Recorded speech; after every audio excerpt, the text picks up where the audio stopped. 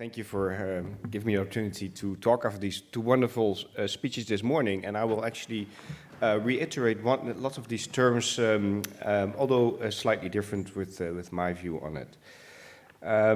So yesterday I talked a bit about a general introduction, right, into AI and health data, and now today I'm going to focus on the data, as have the two speakers before me and many speakers yesterday. Actually, this is an important part of the problem, obviously. Let me re-show one slide from yesterday, which is what we're trying to do, which is, we have data in every hospital, and in India, as was just said, you have a lot of data. We need AI or something, statistics even, to make sense of that data. Then we want to do something else, see what happens, and have that circle running. That's the idea of data-driven medicine, or the potential of the things we're talking about in this conference. But it requires data, right? And so if you look at oncology, so cancer, then suppose you're interested in this decade of data, right, 2007 to 2017. In those 10 years, approximately 115 million patients got cancer in the world. Right? Now, suppose you collect 100 megabytes in some countries, in higher resource countries it will be more, let's say 10 gigabytes. Then the total amount of data is about 50 to 1500 petabytes. Let's say 500 petabytes, right? Take the midpoint. Is that a lot of data? No, that's fine. Google has 10 times as much data, so the size of the data is not a main worry in our medical field.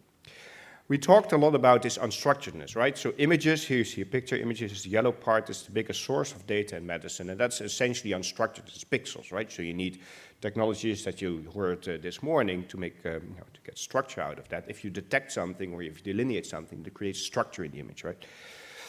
There's free text, and you've heard yesterday NLP, speech recognition, lots of things happening there. So although data is unstructured at the moment, there's a lot of effort being done to get structure in data. So that's also not a main worry for me. What is a main worry is that the data is spread about approximately 100,000 hospitals, right? And we can't get access to those 100,000 pockets. So the problem of data in medicine is not its size, it's not its unstructuredness, it is the fact that it's so dispersed across the globe. And if you ask a center, right, let's say if I ask Siemens in Vlor, give me all your lung cancer data, right? Here's an Excel sheet, you fill in all your lung cancer data for me and also send me the DICOM files, right? What CMC will say is, well, we like you, Andre, we collaborate, but we don't have time for all that. That's the number one reason, right? It takes time to get data out of your system, annotate them as just export as well. So the first problem is, and the major problem is, I don't have the time for that.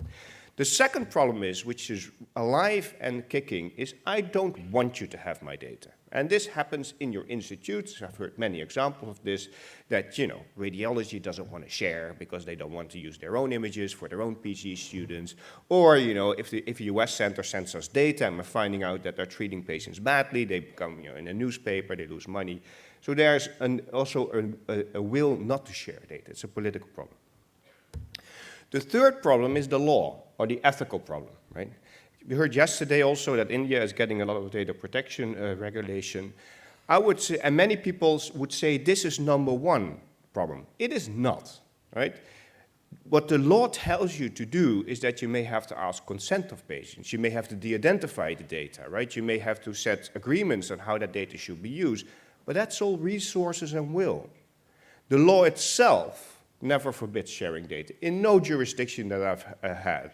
So using the law is a front for 1 and 2. You don't want to, or you don't have the resources. Technically, sharing data is really not an issue, right? That's not the issue. These are, in order, the problems that we see.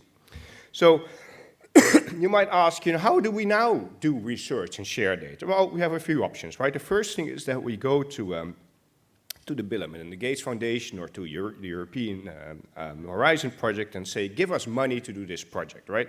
So we sort the resource problem like that, and what we do in clinical research, we collect on a few, very small amount of patients, maybe 3%, we collect a lot of high quality data, right? So not a lot of missing data. That's option number one. Option number two is registries, right? And we have them Not so much in your country, but we do have them, although you're getting it with the new infrastructures that were also presented yesterday.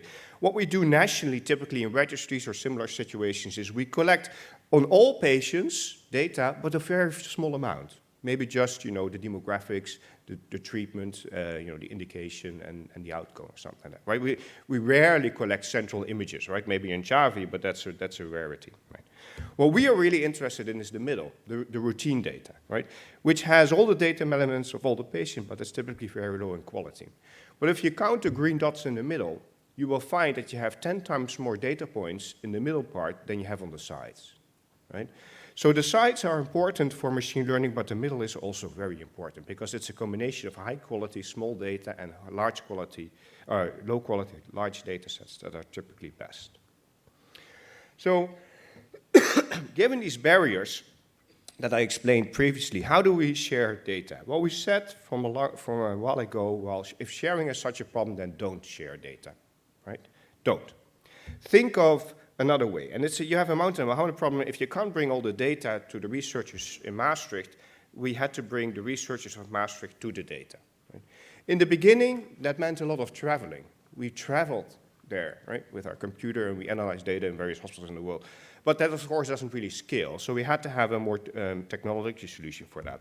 And the challenges, if you want to solve this technically, are twofold. First of all, you have to be able to send a question from, let's say, the Netherlands from Maastricht to Shanghai, right? I have to be able to technically send a question. A question, for instance, could be, what are the factors that determine survival, 2-year survival in lung cancer patients, right? That's a question that I need to be able to send to Shanghai. Now, if Shanghai gets that question from me, which is typically takes form as an application, they might run it in the hospital. And of course, if a foreign application starts running in your hospital and doing things with your data, you have a security problem. You have a legal problem, right? So you have to have governance to make sure that that's safe, secure, but also allowed. Right? So there's track needed. We call this track. So you see a metaphor coming here. But you're not done. Because if I send a train with a question from Maastricht to Shanghai, that train doesn't speak Chinese. And so the Shanghai data has to be in a state where a machine, an algorithm, an application can not only read the data, you can read a Chinese Excel sheet, but you still don't understand it, but also to understand the data. So the data, and this was talked about yesterday, has to be in a syntax, but also in semantics, SNOMED codes, things like that an application can understand the data, because you no longer have the luxury of a human looking at data. Okay? This is nowadays called FAIR data. FAIR stands for findable data, accessible data, interoperable data, and reusable data. It's a number of standards. This doesn't mean data is open, right? It just means that data, we can find it, we know what rules to access is, we can understand what it means, and we can go back and reuse it.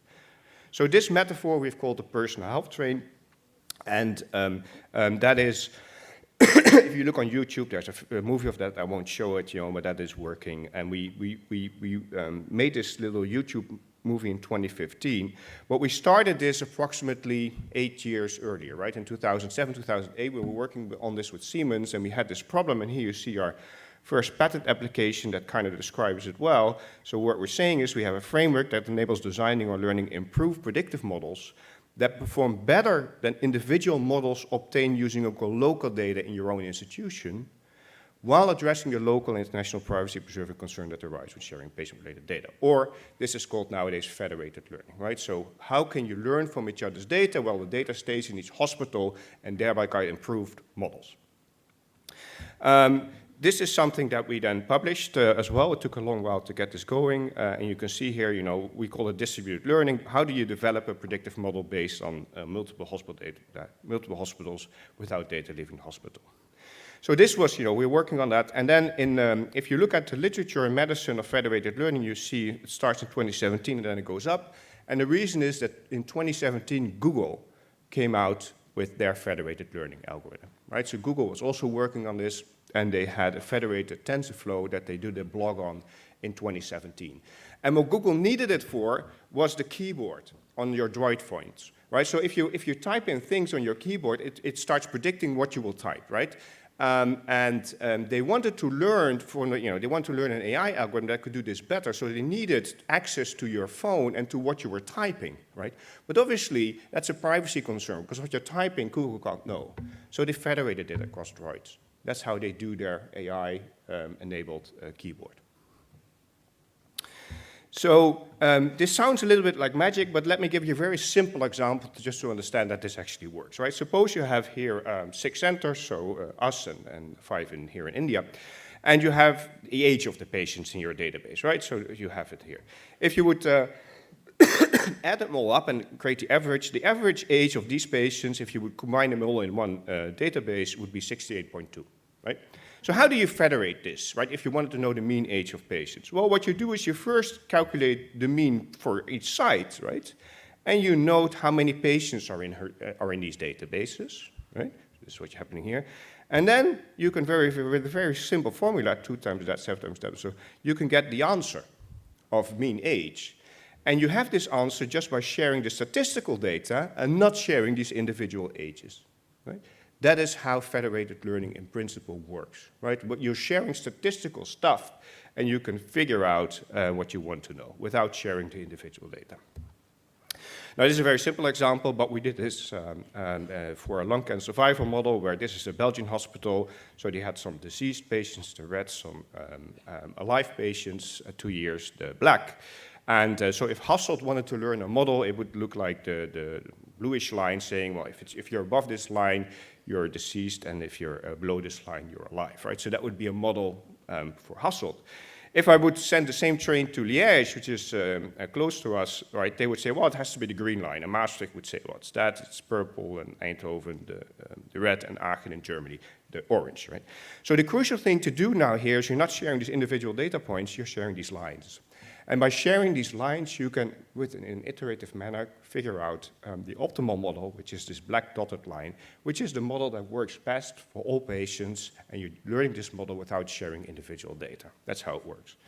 And we could show that by doing this, again, we're predicting 2-year survival in lung cancer patients. Your error in the curve, although the previous speaker doesn't like it, we still use it a lot, is about 0.7, 0.8, which, if you remember, the physicians, when they tried to predict survival in lung cancer, were at 0.5, right? So these types of models can actually predict reasonably well survival. And they're also, it's shown here, such a model learned in a federated sense actually is the same as you would learn as putting all the data together, right? So you can prove that now. This holds not just for very simple models, I think this was for vector machine, but also for logistic regression, Cox models, but also for federated deep learning, right? It gets the same performance in the federated sense essentially. Now, again, remember Google came out 2017. We were working with the Indian centers to set this up already much earlier, right? There were 2 projects which were funded by MAASTRO on the Indian side and by the Dutch Science Council on our side, trying to set up a federated learning network between India and the Netherlands, doing exactly this. So you can see here some people involved. CDAC is involved there. Tata Memorial, Healthcare Global in oncology in Bangalore, a private hospital, so we have a mix of public and private hospitals. We are involved, and I think so, and Philips in Bangalore. We're working with that. So, setting this up with the Indian Center has been a great experience, and you would see from Valor as well that we're, moving along there.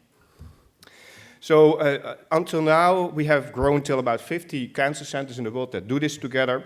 One of our flagship projects that Dr. Blue just mentioned is, how do you automatically delineate on a CT scan of patients where the tumor is. So you see here the CT scan, this is a human delineation, this is an AI delineation.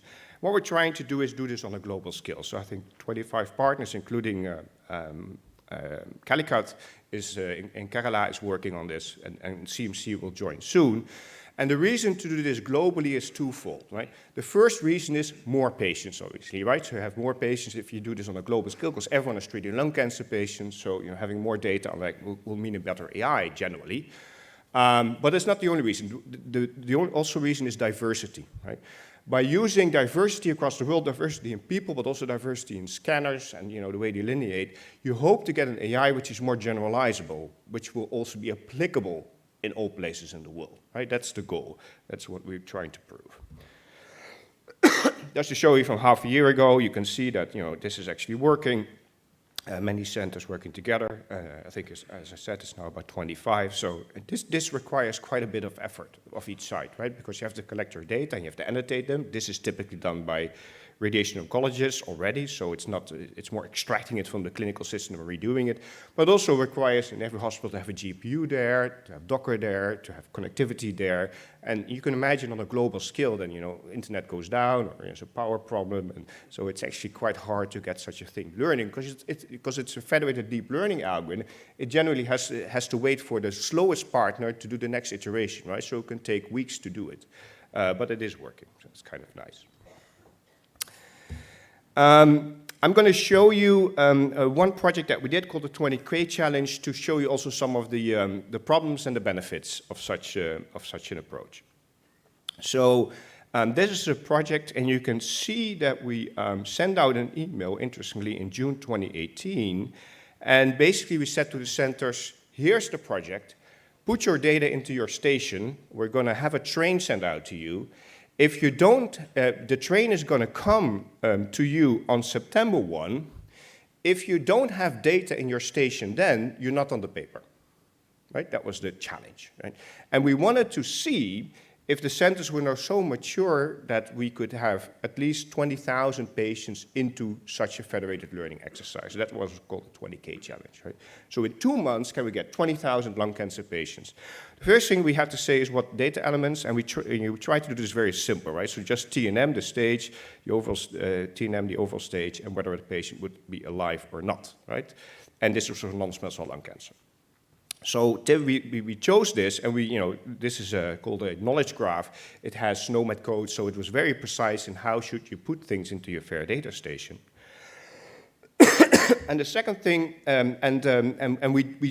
we said, all lung cancer patients are fair game, right? So we have a whole bunch of different sites. These are the sites that participated, that were on time. You can see a wide variety of ages. That's all okay. We're trying to build a model which should be agnostic to all that. Here you see some of the source systems and how do we make data fair, right? So you would see the source systems, so sometimes they're EHR, right? Like the Chinese, the Shanghai have their own EHR and we have our own EHR. Some had some trial data that they're using. So everyone is using different in the hospital, right? You have to then do extract, transform, load, so you have different solutions to get data out of the database of the hospitals, and typically people put them in their own data warehouse or another solution. And then you see us coming in with the FAIR mapping and the graph database, and suddenly you see things becoming the same, right? So here we're forcing, people have our own source systems and they're getting data out, and at some point you start merging your technology and have syntactic interoperability and put it all in something called a graph database, which is called place graph. This is all open source stuff, right? Everything we do is open source. So this is how we, syntactically get people together. So we ended up with 37,000 patients in 2 months. So that's pretty good result. Of course, there's missing data, you have to impute and so forth, but that's a good result as such. But it's not all good. If you do such an exercise, and it was mentioned by the previous speaker, you have bias, right? You have issues with data quality. And this is an example. So here you see the T stage of the cancer. If you're not in oncology, the T stage more or less is the size or the extent of the primary tumor. So if it's big, it's a higher T stage. If it grows into other tissues, it's a higher T stage. So T1 is a very favorable tumor. A T4 is a very bad tumor. I think we are, we at Maastricht is this, right? So first of all, you would see that we at Maastricht have quite a few missing data, right? Which is the gray area. Right? That's just the way life is. And you see having a mix. And so everyone below the line was dead at 2 years. Everyone above the line was alive at 2 years. So you see the majority of the lung cancer patients that we treat at Maastricht are at 2 years deceased, which is for lung cancer actually quite normal. This is Amsterdam, right? You can see we are quite similar. But you see this center suddenly, this is very weird, right? They only seem to have alive patients, right? And that is, so it would be a great institute to be treated, right? It's Shanghai. And the reason Shanghai has only alive patients is because, unlike the Netherlands, they don't have a central registry, and India also doesn't have that. They don't know who's alive and dead centrally, right? How do they know a person is alive? They know a person is alive if that person comes to follow up. How do they know a person is dead? They know if a person comes to the hospital and dies in their hospital. If a patient doesn't show up for follow-up, they don't know if a patient is alive or dead. Which means if you select only patients in which you know survival, because that's the thing we want to predict, so you select the patient that you know are alive or dead, you are biasing your data set to very small early-stage tumors. And that's what you're seeing here. Right? A typical example of bias happening, right, by such a study. So it's good to note this. You might think, oh, this messed up the learning. Not at all. Not at all. We tried, excluding Shanghai, including Shanghai, so they had 5,000 patients, quite a sizable set. Including Shanghai made the model way better because they had missing data, but they also had high-quality data overall.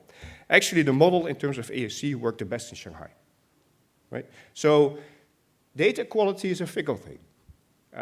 You might say, it's better to exclude, that's low-quality data. Doesn't always work like that. You really have to think about the question. Here, she is, by the way, doing a training and validation split, so we did it on time anyway. So, quite a successful story. We're doing this also in rare cancers. I think rare cancer is a typical use case where you have to work together, right? So the anal cancer is quite a rare cancer. I'm not sure how it is in India, but it certainly is in Europe. So with 3 centers, we managed to get only 281 patients. But we're learning in this case a Cox model, doing either training on 2 sites and validating on the 3rd. You get reasonable. This is AUC performance, and and the interesting part is you can see the strength of the models. Now we're extending this project. This is not led by us, but by Leeds in the UK, now to 14 centers getting 1,400 patients in. So you can see, especially in rare cancers, such federated learning is quite useful.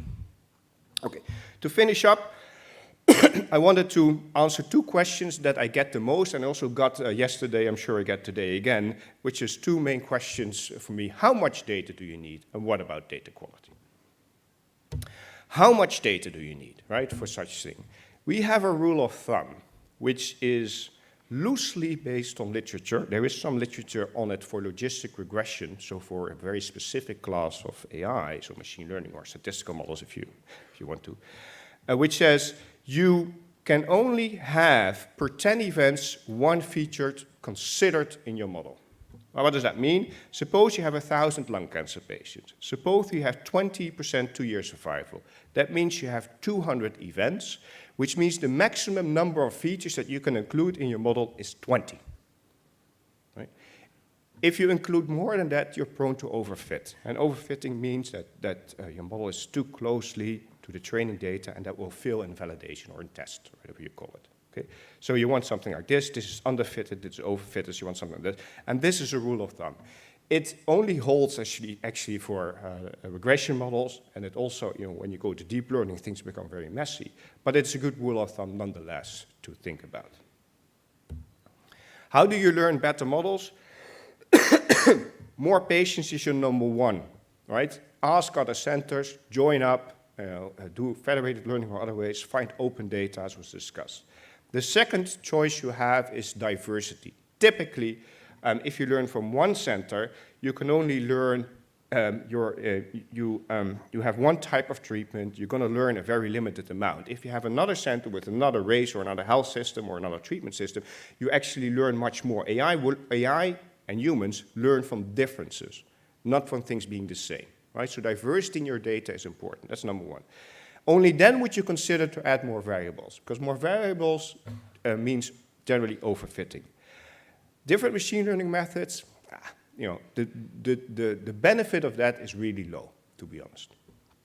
Usually, right? If you go to machine learning, you have to do deep learning, or images deep learning is probably king, but in other methods, it's not your first problem. So that's hopefully how do you learn, and how much data do you need? Final 2 points are that many people, if I review a paper, would say, I have a prediction model for survival in lung cancer patients with an AUC of 1. So what does that mean? It means that you're saying that you can perfectly predict when somebody will die 2 years from now. That is not possible, right? Maybe God can do that. But there are probabilities there. And the same holds for many treatment outcomes, like probability, like toxicities, control, whether or not you will be cured, right? So the maximum AUC that you can achieve typically for such probabilistic outcomes is about 0.8. That's the maximum. So never believe someone that says they can predict a probabilistic outcome with 1. That's impossible. You can reach 1 if you try to predict, for instance, is there a tumor visible or a fracture visible in this X-ray? You can go to an AUC of 1, because why? That's not a probabilistic outcome. You know that's a determinant. It is there or it is not there. But if you want to predict the future, that's not going to happen. You have, chance plays a role there. So don't be don't be fooled. Final note on data quality. Who is this? Who knows? Everyone is quite famous. You know him all. Nobody? It's me. 20 years ago, when I got my PhD and I did in cardiac surgery, other topic, right? This is me, right? So you might say, this is a picture of me. I'm sitting in an airport and I'm taking a picture of my MAASTRO card, as you can see, right? So you might say this is very bad quality data, right? It's an old picture from a card with a picture take. But an AI would say, well, the probability that this is the same person is actually very high. So for an AI, this is good quality data. And this is an important message. What you think is high quality data might be very different from another person or from an AI. Quality of data is not a characteristic of the data. It is a characteristic of the question you're asking the data. So the question determines what data is good, or perhaps a better word, fit for purpose. Right? So don't say you have low quality data, you don't even know the question yet. And don't say you have high quality data because you don't know the question yet. Right? It is something that is determined by the question. Very important. You might say, why are we doing pictures? We actually do pictures because from a picture, you can determine how old someone looks. And we trained such a model together with Harvard. And so from a big internet database, we can say, this is Leonardo DiCaprio, a movie star. We can say from the picture of somebody how old someone looks. Okay. Now, our hypothesis is that cancer patients look older than their age. And that's true.